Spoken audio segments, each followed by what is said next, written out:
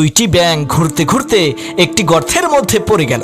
গর্ত থেকে বের হওয়ার জন্য ব্যাঙ দুটি লাফাতে শুরু করলো। তখন গর্তের উপরে থাকা কয়েকটি ব্যাঙ চিৎকার করে বলতে লাগলো, এই গর্ত থেকে বের হওয়া অসম্ভব। তবুও দুইটি ব্যাঙ কারো কথা না শুনে চেষ্টা চালিয়ে গেল। আর ওদিকে উপরে থাকা ব্যাঙগুলো চিৎকার করে বলতে লাগলো, এই গভীর গর্ত থেকে বেরোনো অসম্ভব, তোমরা ওখান থেকে কখনোই বের হতে পারবা না। উপরে থাকা ব্যাঙগুলোর কথা শুনে দুইটি ব্যাঙের মধ্য থেকে একটি ব্যাঙ লাফানো বন্ধ করে দিল, কিন্তু আরেকটি ব্যাঙ আরো বেশি জোরে জোরে লাফাতে শুরু করলো। লাফানোর এক পর্যায়ে ব্যাঙটি গর্তের বাইরে চলে আসলো।